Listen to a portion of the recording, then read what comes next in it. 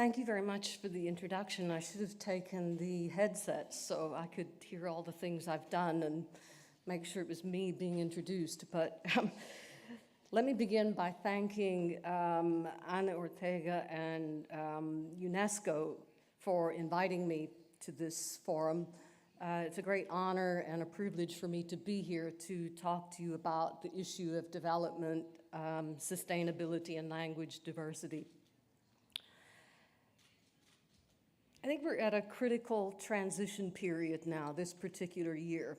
This last year, 2015, marked a watershed in two global development agendas which expired. The first is the MDGs, or the Millennium Development Goals, which are replaced, as you know, by the Sustainable Development Goals, which will set the global development agenda for the next 15 years until 2030. Meanwhile, there's a related education agenda, namely Education for All, or EFA, which also came to an end, and we have a new education development agenda called the Education 2030 Framework for Action. So we're at an important crossroads now. Recognizing the important role of education as a main driver of development, this new vision for education pledges to leave no one behind. And it embraces Sustainable Development Goal number 4 to ensure equitable and inclusive quality education and lifelong learning for all by 2030. So this gives us, I think, a very timely opportunity to reflect on what's been achieved or not been achieved over the past 15 years, and to look ahead, most importantly, to what remains to be done by these new agendas which take over for the next 15 years. The new 17 Sustainable Development Goals are even more ambitious, and they promise to improve the world in a sustainable way. But of course, sustainability is a buzzword. We need to look carefully at what this means. But more importantly, the new 17 Sustainable Development Goals, like the Millennium Development Goals, fail to acknowledge the central role of language, linguistic diversity, multilingualism in the global debate on poverty, sustainability, and equity. And that gap, or that omission, is the main reason for my being here today to talk about this. So first, I'm going to take a brief snapshot of the two agendas that just expired and tell you why language matters to those agendas and to the agendas going forward. Well, this very brief attempt to give a kind of scorecard to show you where we are with the two expiring agendas. I'll say a bit more about this later, but I thought it would be helpful just to show you that progress was highly variable across goals, targets, countries, and regions, and there are big shortfalls still in education, health, and gender equality. So some goals were met globally, but the problem is not all countries met all the goals, so we still have big gaps. Okay, and again, just showing you a brief snapshot that I'll go into in more detail later of outcomes from the EFA agenda. Note what was not achieved, especially in two interrelated areas where the MDG and EFA agendas overlap, namely universal primary education. This is MDG 2 and EFA 2.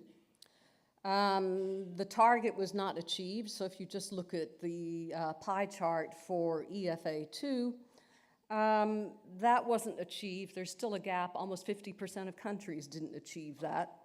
And no country has achieved sustainable economic growth without achieving near universal primary education. So it's a very important goal. I'll comment on this in more detail later. So summarizing the unfinished business of these two agendas and the unkept promises to the world, global poverty levels are continuing to fall, but we're still failing to reach the most vulnerable. And in 2015, there were still nearly 1 billion extremely poor people living under the so-called international poverty line of $1.25 a day. And on the education side, 263 million children and adolescents still out of school. The overwhelming majority of people who are the global poor live in two regions, Southwest Asia and Sub-Saharan Africa. The most disadvantaged children are still those furthest from achieving universal primary completion. Now, I've put some of these data on the map to show you that the poorest regions, which you see in the left-hand chart, also have the highest number of children out of school and the lowest literacy rates, which you see on the right-hand side, the two charts from UNESCO. So the left shows the Human Development Index from 2015, and the top right shows, according to UNESCO, the adult literacy rates. The bottom right shows youth literacy rates. And the worst performing areas are those that appear in red, orange, and yellow. So all three maps are showing you different indicators, but showing you that these are the worst performing areas of the world. Now, if we look at individual indicators or targets or sustainable development goals one at a time, you miss the larger picture of cumulative disadvantage experienced by particular groups. So now, when we ask the question, what does language have to do with sustainable development? The short answer is everything if you look at who got left behind by the Millennium Development Goals and education for all. And here's where language comes very prominently into the picture. A vicious circle of intersecting disadvantages pushes language minorities into the bottom billion left behind by development.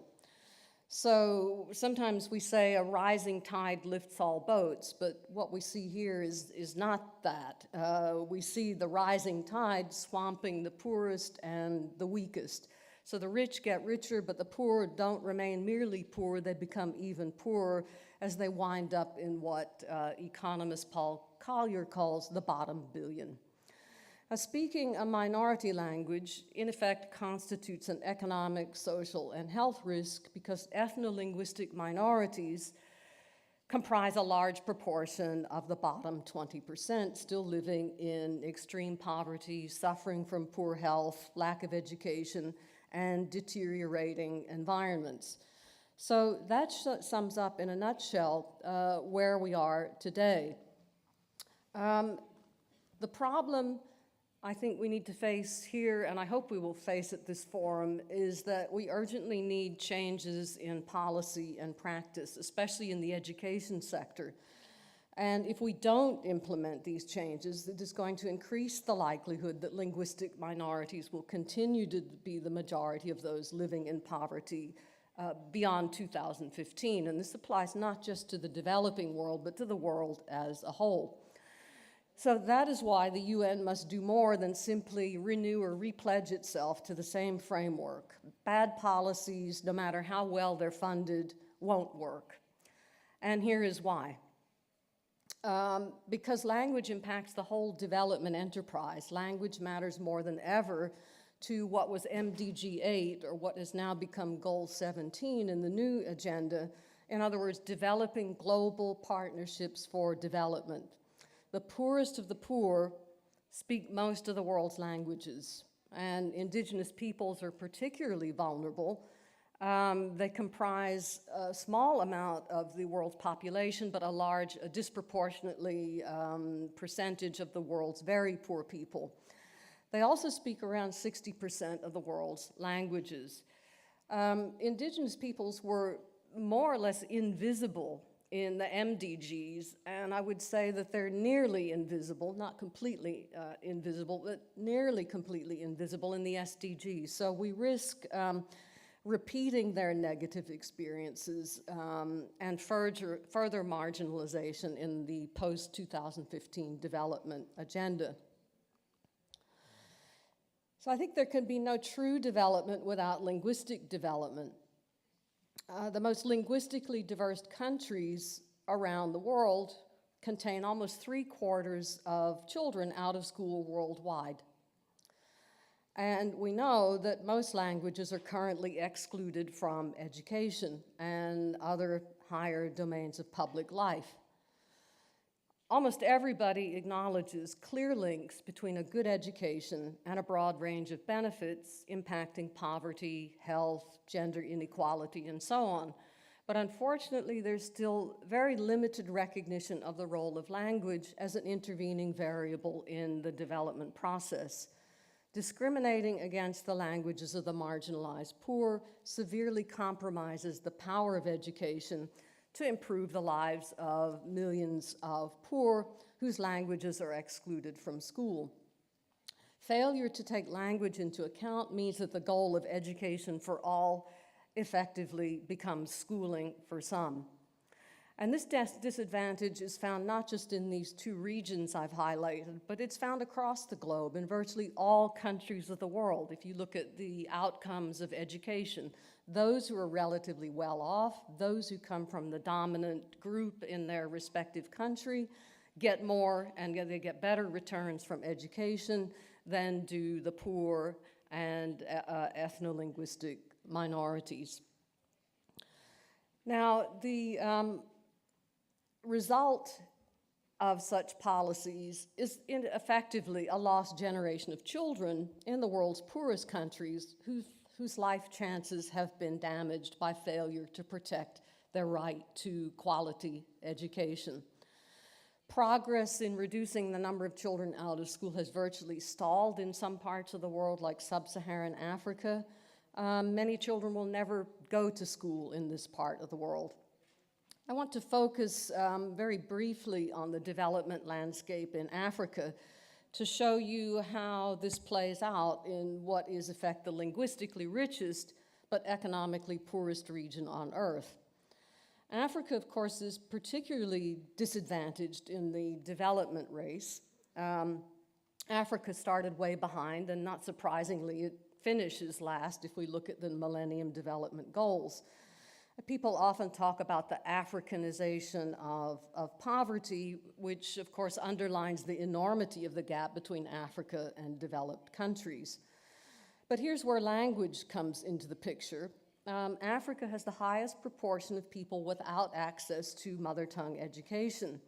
Some 90% of Africans have no knowledge of the official language of their country, even though it's presumed to be the language in which the government communicates with its citizens.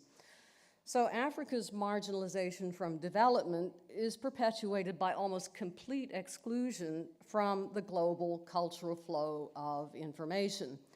And that leaves the majority of people disempowered and disenfranchised from political participation.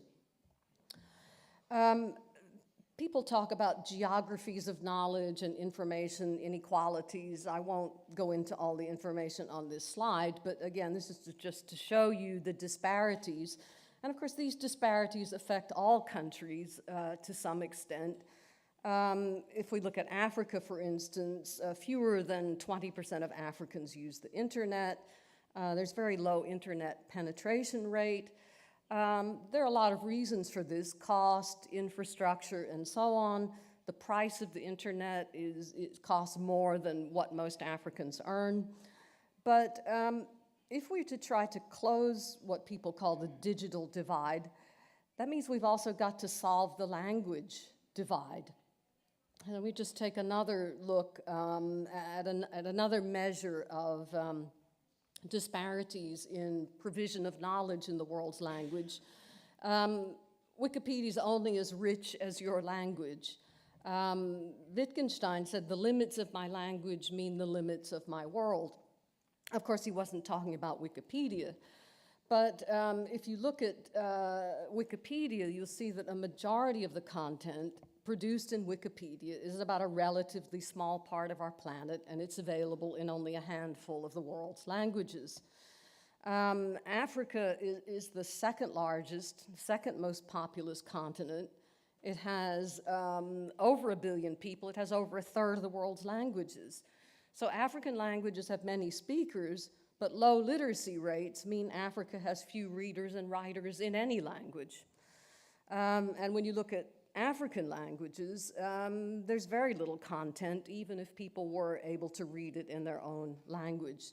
And I've compared a few examples here that I just pulled from Wikipedia statistics. So 50 million Hausa speakers have only 1,300 pages of content compared to nearly 500,000 pages for only 5 million speakers of Norwegian. Basque, according to Wikipedia, has 262,000 pages, so Basque is not doing badly, but of course much less well provisioned than other minorities that have no territorial base or government support in Europe. Okay, so these are some of the inequities. Okay, when we look more specifically at linguistic diversity and how it interfaces with poverty, most of Africa's languages, over 2,000 languages, and its poor, are concentrated in 6 of the world's 20 most linguistically diverse countries. And those are the countries you see in this table.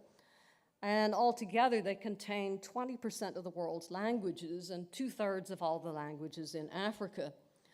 And of course, there are numerous ethnic and minority language groups here which make up a large proportion of these, and these speakers of these minority languages make up a large proportion of the so-called bottom billion, and they make up a large proportion of those who have the fewest years of schooling. So I put a few other indicators here, like life expectancy at birth, mean years of schooling, percent of the population below the poverty line.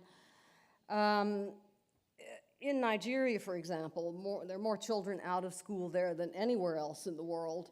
The dominant minority group are Hausa speakers. 65% of them, that comprise 1/5 of the population, have no education. And altogether, if you look at these 6 countries,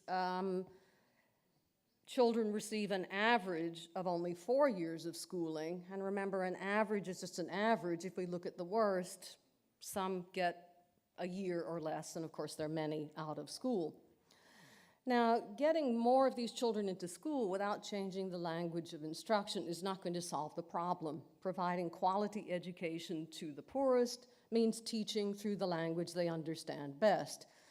This is common sense, I think, to probably all of us in this room, but unfortunately, this common sense principle is still the exception rather than the rule worldwide.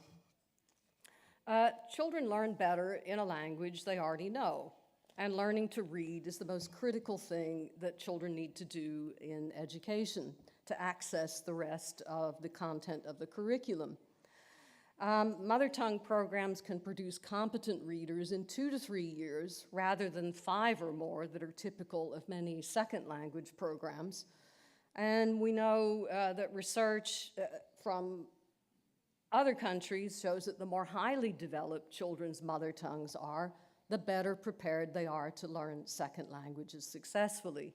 Submersion models, on the other hand, that plunge children into a second language with no instruction or support in their first language are a recipe for persistent, if not permanent, underdevelopment.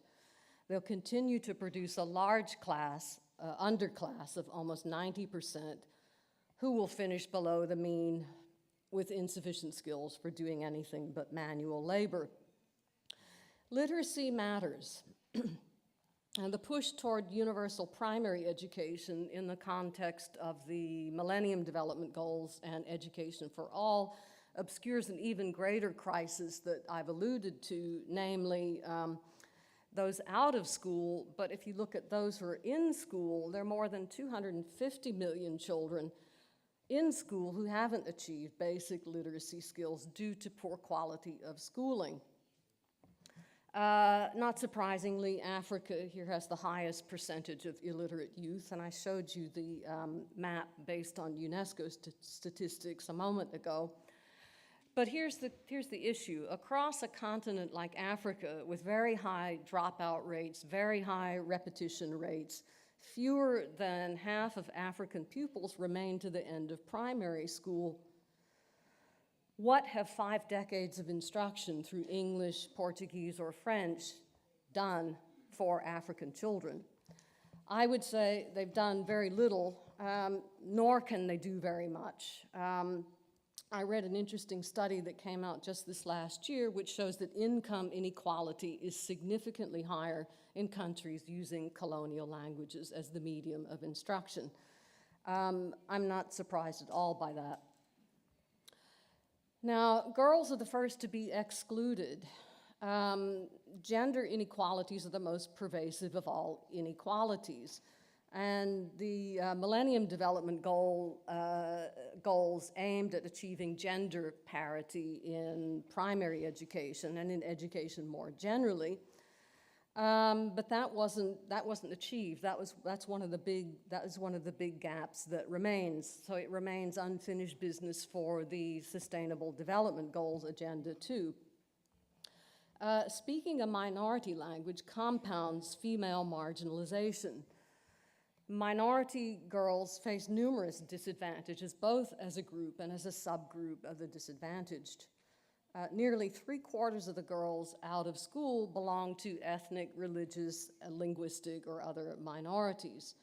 And the poorest girls, virtually everywhere in the world, remain the most likely to never attend primary school or never to complete it. And I've given you just a few examples here from Africa. Again, if we look at Hausa speakers, 65% of Hausa speakers have no education, 97% of poor Hausa girls, and over 90% of rural Hausa women between the ages of 17 and 22 have fewer than 2 years of education. Now, this is a problem that affects the more developed world too. We find similar gender disparities affecting girls, and they affect girls belonging to ethno-linguistic minorities more so than other girls. And if you look at the photo that I've taken from a report in the upper left-hand corner, if you didn't already know that this slide looks at the situation of the Roma in Europe, that could be a photo from sub-Saharan Africa. It's absolutely shocking that in a highly developed part of the world, we would find these disparities and children and their families living in such conditions.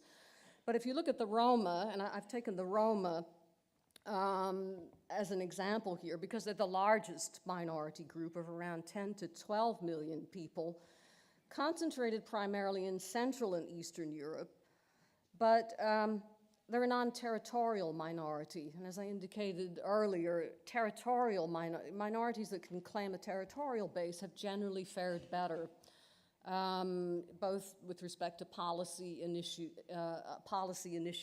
initiatives for language and other development agendas. Those without a territorial base fare much worse.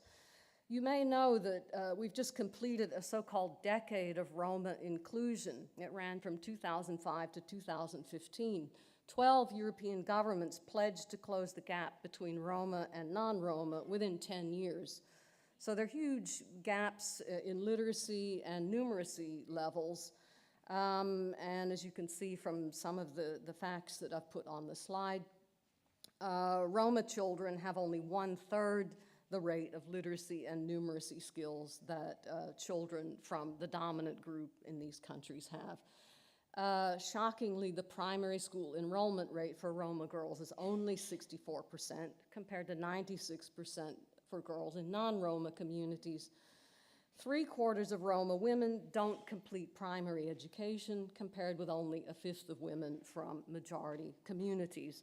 So these shocking statistics and disparities are found all across the globe and right here in Europe.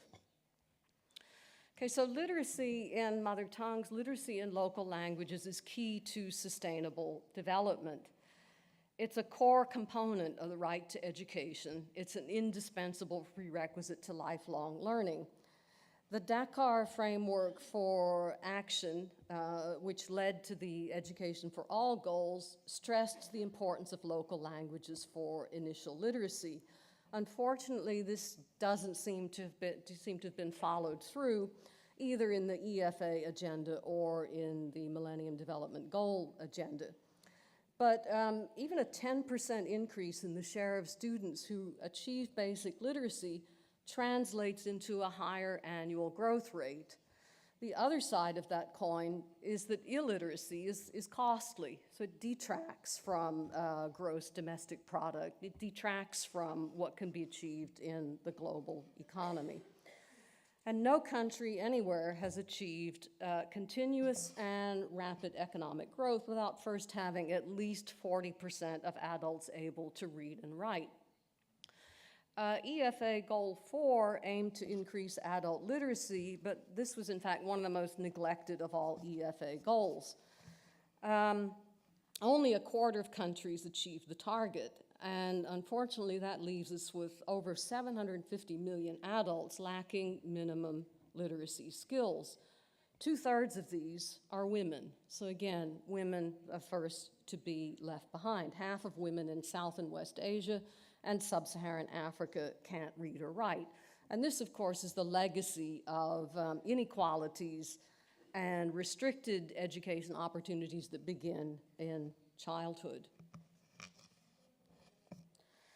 Now, I've spent a lot of time talking about the cost of being left behind by these inequities in access to good quality education that could provide knowledge and skills.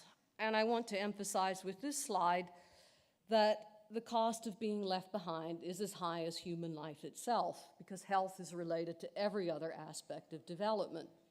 I won't go into all the details here, but Africa carries the highest burden of HIV, AIDS, malaria, tuberculosis, et cetera, et cetera. And you can see some statistics here about what's going on in Africa. And if you look at the chart on the left, this shows you that it's in fact the same groups most marginalized by the education gap, namely poor girls and women, especially those belonging to ethnic and linguistic minorities, who are less likely how to know to prevent infection and spread of HIV. Now that knowledge is vital to MDG 6 and the new more general SDG goal of good health and well-being to combat infectious disease. And in fact, there's similar knowledge gaps among the Roma. This same study that I cited a moment ago, looking at some of the outcomes of this decade of supposed inclusion for Roma, shows you that it's in effect girls and women who have the least knowledge of how to prevent HIV and other infections. Now, I also draw your attention to the photo at the upper right. This is in Africa, but you see English here in the signs. Well, what good does English do? What good does communicating this knowledge in English do if 90% of the population in some countries have no access to that language or to other colonial languages, or indeed to literacy of any kind? So NGOs, I think, who are delivering humanitarian aid also need to make sure they deliver it in appropriate formats, oral formats, and in local languages that people can understand. Okay, well, I've talked a lot about the cross-cutting effects of linguistic diversity on virtually all aspects of human welfare. And the conclusion I draw from that is that global development agendas cannot reach the bottom billion until they speak to them in their own languages. But let's look now at whether the SDGs, the Sustainable Development Goals, will be up to the challenge of addressing those inequalities. Well, the answer to that question, of course, depends on who you ask. Last year, in the run-up to the SDGs, there was much criticism, and I just gave you a few quotes. I won't go into all of them here. People who were very critical about the development agenda. You might like to look at the one in the middle from Richard Horton, who's editor of The Lancet, which is one of the prominent British medical journals, where he talks about the SDGs being fairy tales dressed up in the bureaucraties of intergovernmental narcissism, the robes of multilateral paralysis, the acid of nation-state failure, and so on. Yes, It's witty, but seriously, I think I'm inclined to agree with the last quote on this slide from Keith Lewin, who's an educator, when he says, "The staggering claim that we have mapped the road to sustainable development in one short document sounds like a triumph of aspiration over cartography." Okay, so what is this agenda and what are we likely to see from it? Is it simply more of the same? Well, again, that depends on who you ask. The International Council for Science did a review of the SDGs, and they found that only 29% of the 169 targets are well-defined and scientifically rigorous. That's not a very good scorecard, really. At that stage, only 149 of the indicators had been agreed. The other 80 were gray, meaning that they lacked full agreement. But the problem with the SDG agenda, even now that it's going forward, is that there are way too many goals, 17 goals, way too many targets, 169 targets, 229 indicators. That's an awful lot to try to take on. Not all the SDGs are fully measurable. Some lack data, some lack an agreed upon methodology, and that's particularly significant because the MDG report in 2015 said what gets measured gets done, but if we can't measure something, how do we know how to do it or whether it's done or not?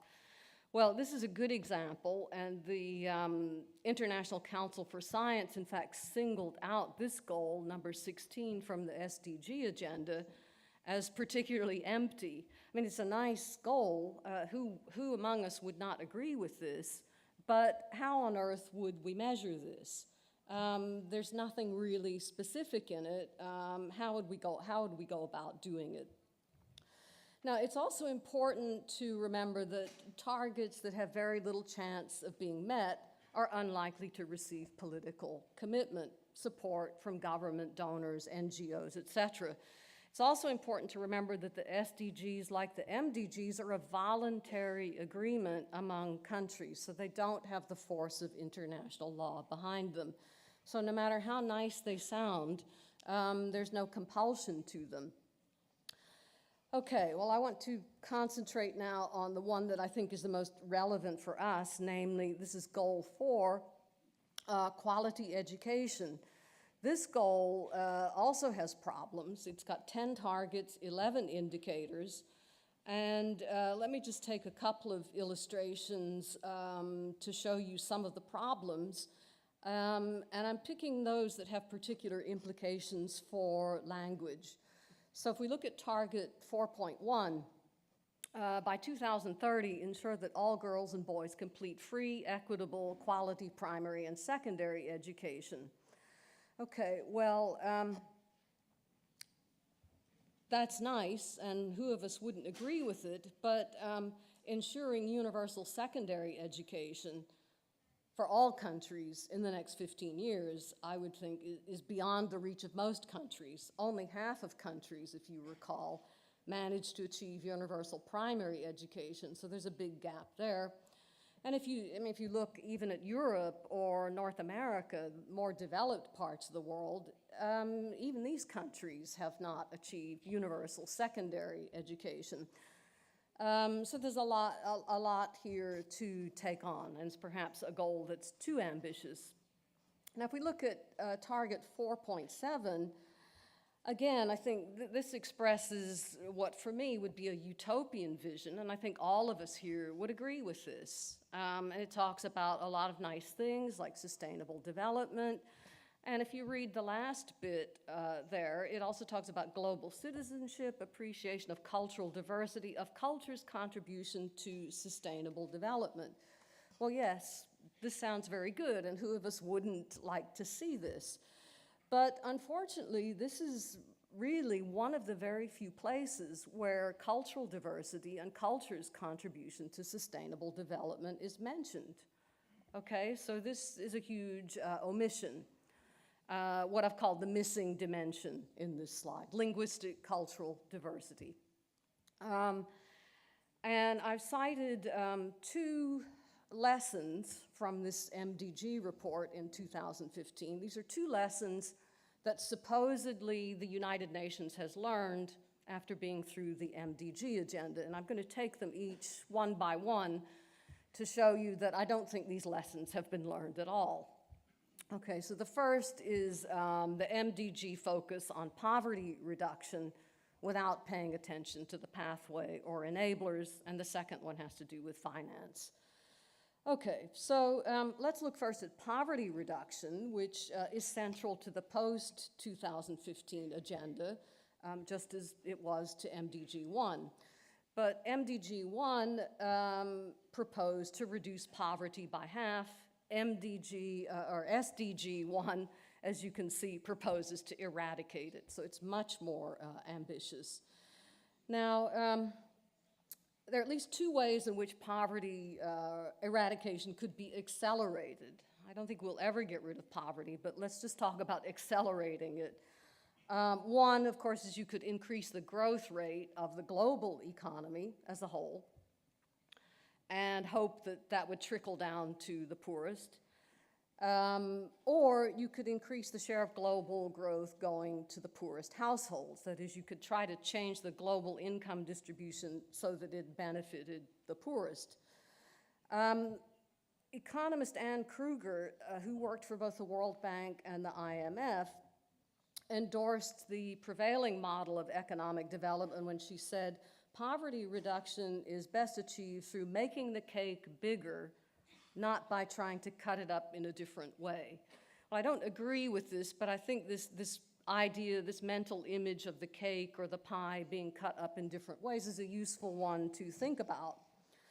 But during the MDG years of 2000 to 2015, the poorest half of the world's population got just 1% of that cake, or 1% of the pie, whichever you prefer. That is 1% increase in total global wealth. Half of that increase went to the top 1% of people. Now, if inequality within countries had not grown during that period, another 200 million people could have been lifted out of poverty. So instead of trickling down, income and wealth are being sucked up at an alarming rate. Inequality is reaching new extremes. And this inequality, I think, is driving a lot of populist, right-wing national movements. And we see this happening in Europe. We see it happening in the United States, everywhere. Inequality is one driver of this. And the right-wing movements fuel a lot of anti-immigrant resentment at the rich, and so on. One of Oxfam's latest policy briefings, An Economy for the 1%, talks about the problem of having an economy that works only for this 1% of the world who are the richest, rather than an economy that works for all of us. And they talk about the fact that in 2015, 62 people, almost all of them men, had the same wealth as the poorest 3.6 billion people.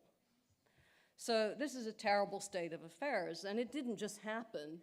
It happened as the result of policies favoring the dominant economic world order, which will never be inclusive or sustainable, and that's the model that Anne Kruger is talking about.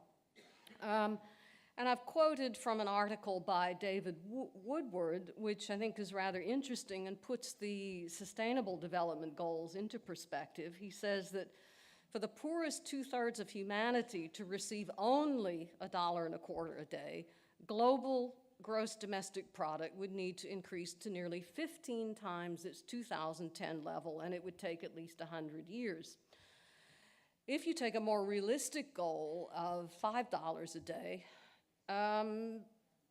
you'd need to increase GDP 173 times, and that would take 200 years. So this isn't realistic. And again, if you think about the cake or the pie metaphor, baking a cake this big or a pie this big would entail an unsustainable increase in global production and consumption, even if we could do it. It would cause irreparable damage to ecosystems, the planet, and so on. And the losers in such a scenario would again be the poorest, whom we're trying to help.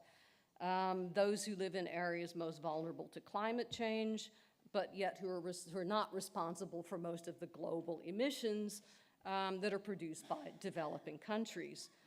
And the same is true not just in the developing world, but it's true in the developed world too. If you look at Europe, studies done by people working on environmental sustainability show that, in fact, it's poor and minority households who are already suffering more from air pollution because they live closer to waste disposal, they live waste disposal plants, they live closer to factories that emit more pollution and so on.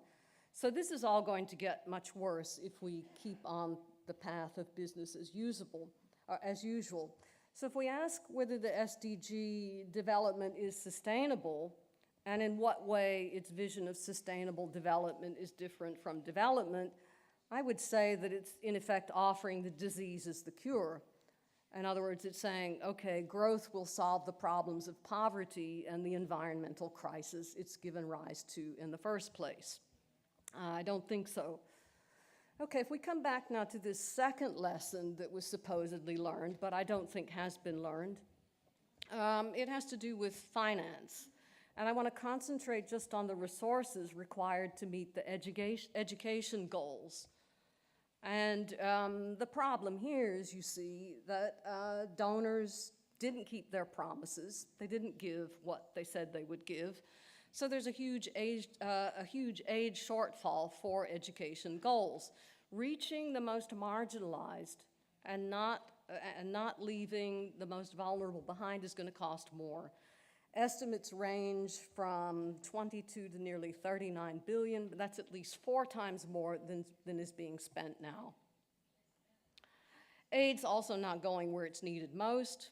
Countries don't spend enough, donors don't give enough, they don't direct their aid to the neediest. And of course, there's a big politics of aid that I don't have time to go into. Many countries divert money to military spending that they could have been spending on education. Many other countries also spend more waste money spent on resource extraction that could have gone to education. Investment in education could yield a higher return for peace and stability than military spending. If we take Syria, the country which is in the news every hour of every day, 2 years of conflict, and what we're into, 6 years of conflict, but only 2 years of conflict erased 15 years of education progress. And military conflicts have global ramifications. And of course, we see that here in Europe because conflict in Syria is the biggest driver of migration to Europe. And you see the memorial to Alan Kurdi in the upper left-hand corner, the Kurdish boy from Syria who drowned in 2015 while his family was trying to get to Greece. Europe's failure to address not just Europe, but the global community's failure to address the crisis in Syria, as I said, is behind this migration. And then within the EU, which seems to go from one crisis to another, the failure to come up with a coherent policy it means that, in effect, we've got now a young generation of lost children living in refugee camps and settlement areas. What are we doing about the education of these children? And again, aid is not going to reach these children unless it's delivered in the languages they speak. Okay, so where do we go from here? Well, I'm not actually optimistic about changing the SDG agenda at this stage. I mean, that train is already running. However, there is something we can do. One is that there's consensus at virtually every level, from the poorest family in the most remote village to all global policy leaders who are shaping the world's development agendas, and that is that education matters. So why can't we open the schoolhouse door and look inside and address the issue of language? Okay, and again, I just point to the fact that mother tongue-based multilingual education can offer a bridge to sustainable development. It can achieve more than is being achieved now with current education policies. And I applaud UNESCO because, of course, they've been at the forefront of trying to make this point, going back to the early 1950s with their document on vernacular language education. Other documents have come out since then. So these facts are not unknown to the development community. Why can't we get them into these important global agendas? The bottom right, you see the World Bank issued this important education note in 2005.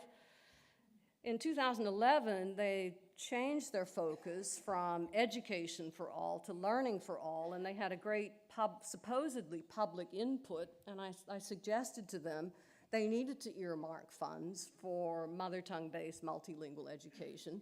They needed to incorporate language indicators like percentage of children receiving education through their mother tongue into national benchmarks for education. Well, the World Bank, needless to say, doesn't listen to me. So where do we go now with this commitment? No target met unless met for all. This is what the Incheon Declaration said in 2015. We therefore commit to making the necessary changes in education policies, focusing our efforts on the most disadvantaged, especially those with disabilities, to ensure that no one is left behind. Okay, well, here's where we come back again to language minorities. Okay, and being a minority, an ethno-linguistic minority, intersects with all these other disadvantages that these agendas are focused on. Why can't we make language more prominent?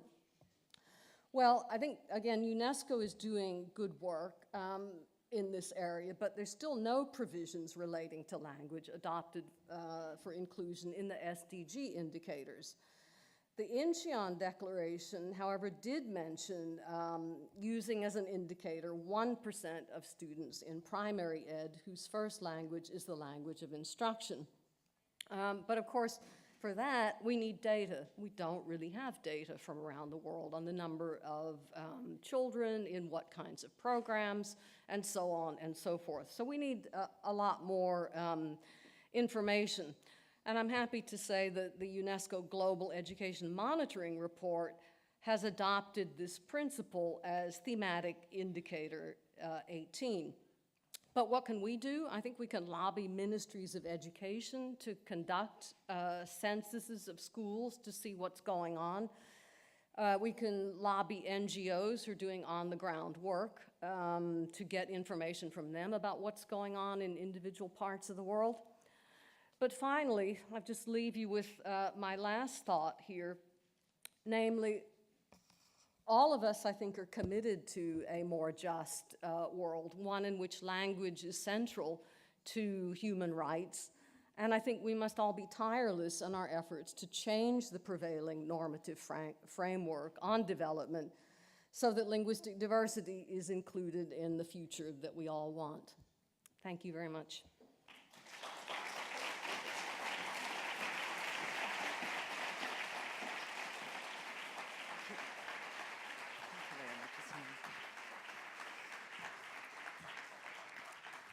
Eskerrik asko, thank you very much. Mila esker benetan utzi dizkigu gogoetarako eta lanerako makina bat arimutur ondoren jarraituko diegu. Bi egun baditugu horretarako ere, baina orain tartetxo bat egingo dugu. Kafe tartetxoa izango da. 11:30 bueltan izango gara eta orduan ekingo diogu gaur goizeko bigarren tarteari. Protokoloaren txanda izango da eta izango da gainera zertaz hitz egina eta zertaz gogoeta egina luze eta zabal. Orain kafe tartetxoa esan bezala hemen ondoan duzue, ordu erdiz eskertzei zuet bueltan ere puntual etorri zana.